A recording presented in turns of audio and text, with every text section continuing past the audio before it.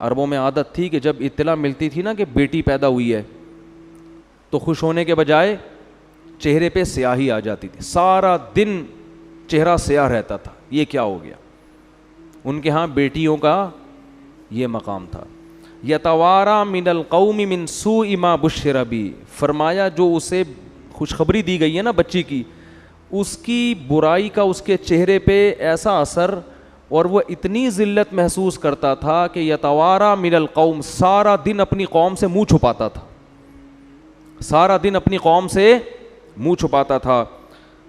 ایمسکہ علی ہون ام یدسہ فی التراب, اس ٹینشن میں سارا دن گزرتا کہ میں ذلت برداشت کر کے اسے پالوں یا اسے مٹی میں دفن کر دوں. یہ کس کی عادت تھی؟ عربوں کی. بیٹی کی پیدائش پہ چہرہ کیا ہو جاتا تھا؟ سیاہ, اور ذلیل ہو کے چھپتا پھرتا تھا. میں نے وہ قبرستان دیکھا ہے جہاں بیٹیوں کو دفن کیا جاتا تھا, آج بھی موجود ہے, جو بھی جاتے ہیں دیکھ سکتے ہیں. ان مشرکین پر ہمیں تعجب نہیں ہے, تعجب آج کے پڑھے لکھے لوگوں پر ہے کہ جو نسل روکتے ہیں اس خوف سے کہ کہیں بیٹی پیدا نہ ہو جائے. اور میں نے خود آج کے جنگلیوں کو بچی کی پیدائش پہ روتے ہوئے دیکھا ہے. پہلے مجھے یقین نہیں آتا تھا, لیکن پڑھے لکھے جنگلی, پڑھے لکھے جاہل, ان کو میں نے اب بھی دیکھا ہے بچی کی پیدائش پہ آنسو بہاتے. یہ کیا ہو گیا؟ میں ایک دفعہ ہسپتال میں بیٹھا ہوں تو سامنے کوئی خاتون رو رہی ہیں, اور وہ بیٹا ان کا پینٹ شرٹ میں, لگ رہا تھا کوئی ایجوکیٹڈ فیملی ہے, وہ بھی بیچارہ پریشان, منہ ایسا نا اس کا جھکا ہوا, رو تو نہیں رہا تھا لیکن منہ پہ یہی کیفیت تھی جو یہاں قرآن بیان کر رہا ہے. چہرے پر کیا ہے؟ ذلت. تو ماں اس کو تسلی دے رہی ہے, اور رشتہ دار کہہ رہے ہیں بھائی ہائے بیچارے کا منہ اتر گیا, پہلے بھی بیٹی ہوئی تھی, اب بھی کیا ہو گئی؟ بیٹی. اس سے پتہ چلتا ہے کہ یہ لوگ خدا پر ایمان نہیں رکھتے. ان کو کوئی ضرورت نہیں ہے اپنے آپ کو مسلمان کہیں, شناختی کارڈ میں تمہاری نمازوں کی اللہ کو کوئی ضرورت نہیں ہے. سب سے پہلے اللہ دیکھتا ہے کہ تمہارا اللہ پر ایمان اور توکل کتنا ہے. بیٹی کس نے دی ہے؟ تیری ماں بھی تو کسی کی بیٹی ہے نا جس نے تمہیں جنا ہے, وہ نہ ہوتی تو تم پیدا ہوتے.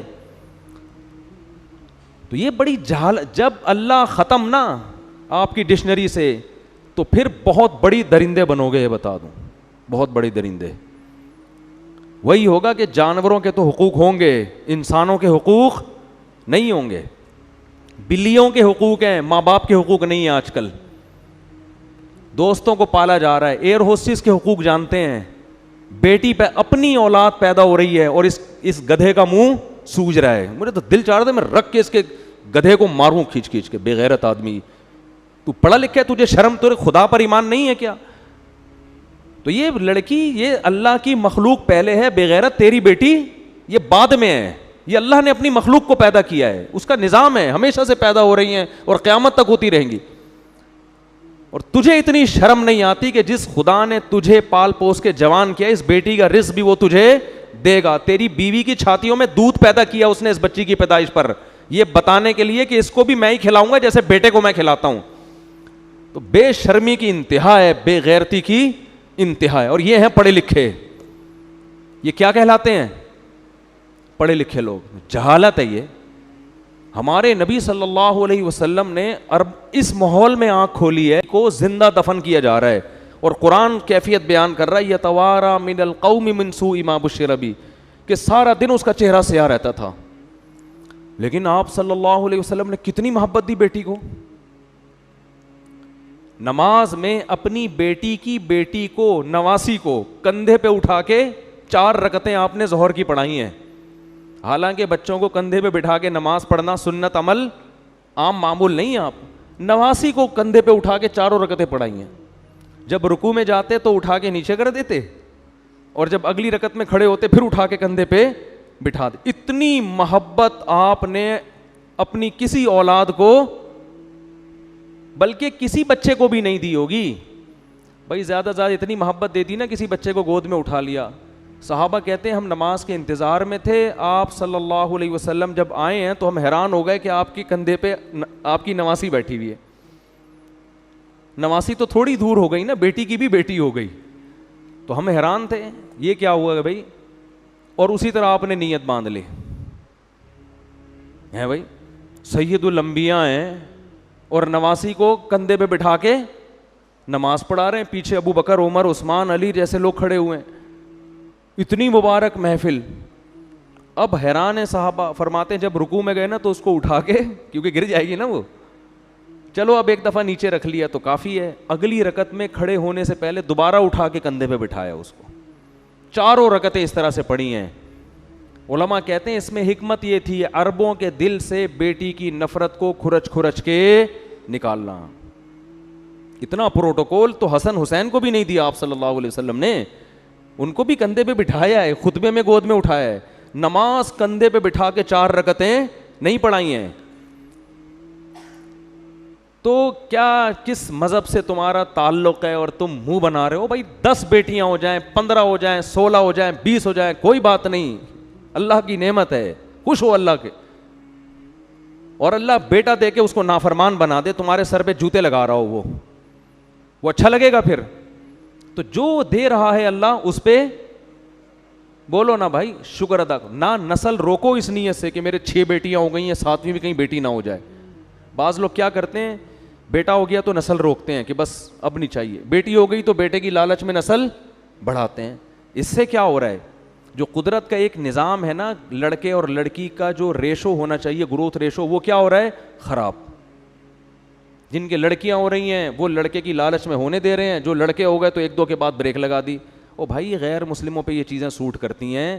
ہم کلمہ گو لوگ ہیں, ہم اللہ کو مانتے ہیں, ہمیں یہ پتہ ہے کہ اللہ نے بیٹی اور بیٹے دونوں کے لیے یہب لمن یشاء استعمال کیا ہے, کہ جس کو چاہتا ہوں بیٹے گفٹ کرتا ہوں. ہبہ گفٹ کو کہتے ہیں. وہب لمن یشاء, یہب لمن یشاء اناسا, جس کو چاہتا ہوں بیٹیاں گفٹ کرتا ہوں. تو بیٹیاں گفٹ ہوتی ہیں, خود گاڈ گفٹڈ ہیں یہ. اور نبی صلی اللہ علیہ وسلم نے ارشاد فرمایا, جس کی 3 بیٹیاں ہوئیں اور اس نے ان کی صحیح کفالت کی, ان کی تربیت کی اور ان کا صحیح جگہ نکاح کر دیا, میں اس کے لیے جنت کی ضمانت دیتا ہوں. اور آپ نے یہ بھی فرمایا, کن لہ حرزا من النار, یہ بیٹیاں باپ ماں بھی اس میں داخل ہے, والدین اور جہنم کے درمیان آڑ بن جائیں گی. کہ اللہ اگر کسی کوتاہی کی وجہ سے ان کے والدین کو جہنم میں ڈالے گا نا, کچھ کوتاہیاں ہو گئیں, تو رکاوٹ کون بنے گا؟ حرزن, بیٹیاں کیا بن جائیں گی؟ دیوار, رکاوٹ. کیوں؟ کہ اللہ اس نے اتنی بڑی ہمارے والدین نے نیکی کی ہے کہ ہمیں عزت کے ساتھ انہوں نے اپنے گھر میں پالا, حالانکہ ان کا ہم سے کوئی دنیاوی مفاد نہیں تھا. بیٹوں سے تو مفاد ہوتے ہیں, یہ کرے گا یوں کرے گا, ہم سے کیا مفاد تھا؟ ہمیں تو رخصت کرنا تھا انہوں نے سسرال, تو وہ اپنی اس احسان کا واسطہ دیں گی.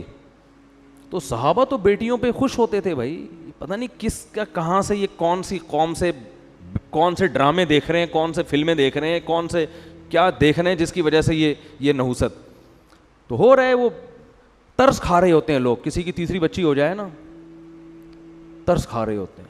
یہ جاہلوں والی باتیں ہیں, یہ غیر مسلموں پہ سوٹ کرتی ہیں. ان میں بھی جو بہت ہی پرلے درجے کے جاہل ہیں, ہر غیر مسلم بھی ایسا نہیں ہوتا, یہ ان پہ سوٹ کرنے کی باتیں. ہم فخر کرتے ہیں بھائی, بیٹیاں بھی دے اللہ, بیٹے بھی دے. او یزوجہم ذکرانا و اناثا, فرمایا جس کو چاہتا ہوں گفٹ میں بیٹیوں کی لائن لگا دیتا ہوں, جس کو چاہتا ہوں گفٹ میں بیٹوں کی لائن, اور جس کو چاہتا ہوں ہٹو بچوں, ٹھیک ہے نا, بیٹوں کی بھی لائن اور بیٹیوں کی بھی لائن. جب زیادہ ہوتے ہیں تو پھر دونوں ہی ہوتے ہیں. یہ جو روک رہے ہیں نا 2 کے بعد نہیں, تو پھر یہاں ترسا کے اللہ دیتا ہے. پھر اگر نسل کو ایسے ہی پیدا ہونے دو کہ بھئی اللہ جتنی چاہے اولاد دے, تو ہو سکتا ہے آپ کی 4 بیٹیاں ہوں, پھر لائن سے 4 بیٹے ہو جائیں. لیکن جب آپ نے یہ بخل ہے نا طبیعت میں کہ کھلائیں گے کہاں سے, ان پہ تو خرچ کرنا پڑے گا, تو پھر اس کا مطلب ہے کہ آپ کا اللہ پر ایمان نہیں ہے. پھر اللہ بھی کہتا ہے میں ٹینشن ہی دوں گا تجھے. اور وہ بچہ بھی جو لڑکا بھی جو پیدا ہوگا نا, وہ ایک ہی انڈا, وہ بھی گندا. بولو گے یار ایک بچہ لڑکا ہوا اور وہ بھی کم بخت, بولو کسی کام کا نہیں. توکل کرو, اللہ پہ اعتماد کرو, نہ بہنوں کو ٹینشن سمجھا کرو اور نہ بیٹیوں کو. نبی نے بہنوں کی کفالت پہ بھی خوشخبریاں سنائی ہیں.